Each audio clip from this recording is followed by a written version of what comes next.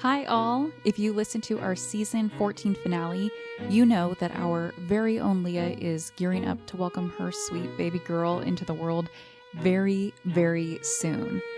On account of that, we are taking a small break from our regular episodes, and in the meantime, we'll be delivering a handful of Hasty History episodes. If you are not familiar with Hasty Histories, these are bonus episodes that we are calling No Nonsense, Crash Course, Cram Session History Lessons. So there will be no cocktail segment, no ads, and no bloopers.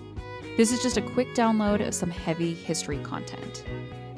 If you enjoy longer podcast episodes with lots of back and forth conversation over unique cocktails, we recommend checking out our regular #history episodes, which drop weekly during our regular seasons on our regular feed. But as for now, let's get to this week's topic. Today, by very popular demand, we will be discussing the Great Molasses Flood. Oftentimes, events in history are given obscure or vague names, but that was not the case here. The Great Molasses Flood was quite literally a flood of molasses that swept through Boston, Massachusetts in January of 1919. And while a flood of sticky molasses may sound amusing, this incident would turn tragic, with 150 people injured and another 21 dead. Professor and civil engineer Mark Rossow put it perfectly when he said of the incident, quote, "First, you kind of laugh at it, then you read about it, and it was horrible," unquote. So let's get into it. It was January 15th, 1919 in Boston, Massachusetts. At roughly 12:30 p.m. or 12:40 p.m., dependent upon your source, residents of the area heard what History.com described as a metallic roar. Although residents truly did not have enough time to process what had made the noise before tragedy would strike, it wasn't particularly unusual for residents along Commercial Street in Boston's North End to hear random metallic creaks and crackles from time to time. The source of these metallic sounds was a 50-foot steel holding tank located on Commercial Street that contained millions, yes, millions of gallons of molasses. The tank itself, owned by the United States Industrial Alcohol Company, was haphazard at best. It had been constructed in a rush in 1915 during the First World War, and it wasn't unusual for molasses to leak out of it from time to time. In fact, residents of the area were so familiar with the regular molasses leaks that it was common practice to bring their own cups from home to the tank to fill them with free molasses. But the events of January 15th, 1919 were far worse than a few little leaks. The holding tank would burst, sending 2.3 million gallons of molasses through the streets of Boston's North End at a speed of up to 35 miles per hour. As we all know, molasses is a thick, liquidy substance. Think of a flood of water. Molasses has 40% more density than that. When this thick, dense liquid flooded the streets, it would quite literally take down buildings, animals, and, of course, people.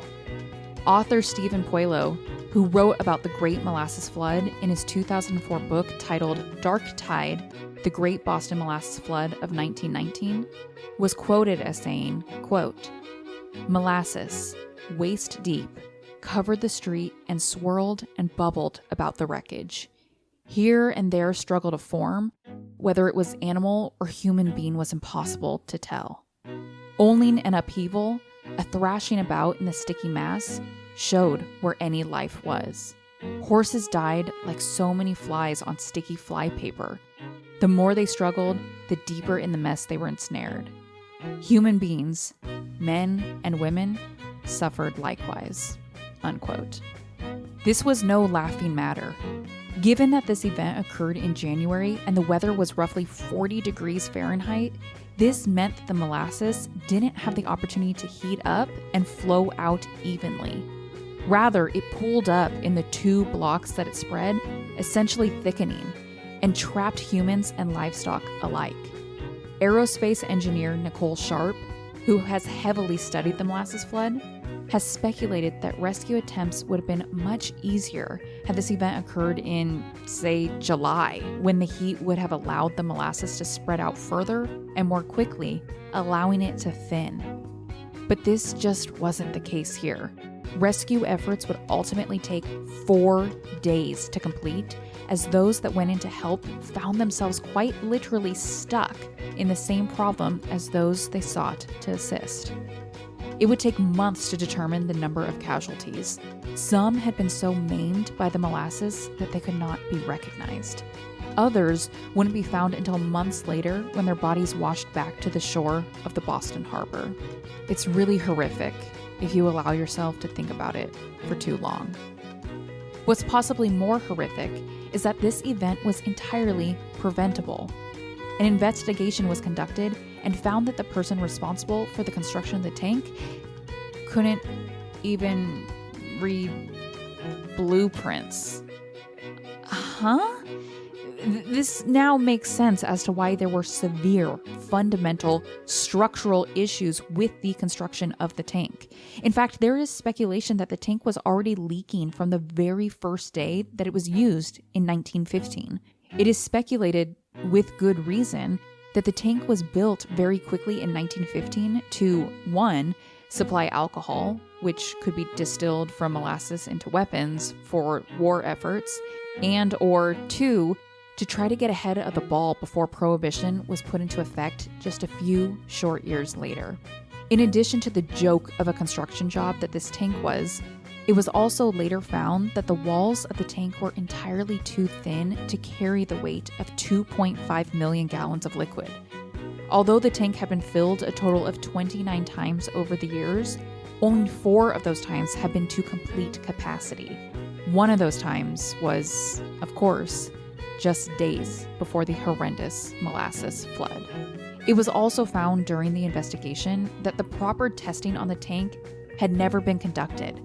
Listen, I'm new to tank construction and testing, but in very little research, I found that it is customary for a tank to be tested with water first before being filled with any other liquid. This way, you could check for leaks. But this, however, was not done in this case. And the leaks in the tank were obvious. You'll recall from earlier in the episode that locals were accustomed to taking their own personal cups to the tank and filling it with free molasses themselves. It was known that this tank leaked on a regular basis. And yet the United States Industrial Alcohol Company did nothing about it. Wait, I shouldn't say they did nothing, because they did do something all right. In an effort to hide the massive leakage, they actually painted the tank brown. While all of these causes were known to the company, something that was not known at the time was the power of manganese. Manganese is a mineral often used in steel as a way of strengthening it. What more modern engineers have determined when studying the Great Molasses Flood is that the tank had been mixed with far too little manganese, making it weak. The steel was particularly weak on days when the weather was cool, such as the date of the molasses disaster, which would cause the metal to become brittle. In the aftermath of the tragedy, salt water was used to wash the molasses from the streets, followed by sand that was used to absorb it. Cleanup efforts would take weeks, and it was reported that even after cleaning and cleaning and cleaning, quote, everything that a Bostonian touched was sticky, unquote. In fact, rumor has it that even decades later, Bostonians could still smell the molasses in the air. The United States Industrial Alcohol Company was sued as 119 residents brought a class action lawsuit against them. The company attempted a defense argument that the tank had actually been blown up by anarchists. Tell me it's the early 1900s without telling me it's the early 1900s. But the court called bullshit on this and found them liable, ordering them to make payouts to the families of the victims for what is the equivalent of more than $11 million today. I appreciate how Professor and Civil Engineer Mark Rossow summarizes this whole incident. He states that while there was so much evidence and data to show what went wrong that fateful day in January of 1919, it isn't so much about the science behind it all as it is about the ethics. He said, quote, "Most of the things I've looked at don't really have so much to do with lack of scientific knowledge, so much as a lack of responsibility of the people in charge. It's an ethical issue rather than understanding the science." Unquote. Thank you all, as always, for listening to another episode of Hasty History. I would also like to say a major thank you to my amazing husband, Alex, for editing this episode of the podcast. Like I mentioned at the beginning, we encourage you to check out some of our full-length episodes of #History, which we drop weekly during our regular seasons. If you have suggestions for more Hasty History topics, please send them our way at #history1865@gmail.com or on our website at #history-pod.com. We want to tailor these Hasty History episodes to you, so be sure to drop us a line on any topic you love or want to learn more about. Make sure also to follow us on Instagram at #history_podcast, where we post lots of extras, including behind the scenes of recordings, drink recipes, and so much more. You can also check us out online at #history-pod.com for all the sources used to put together this episode. Thank you all so much. Stay safe out there, and we'll catch you next time.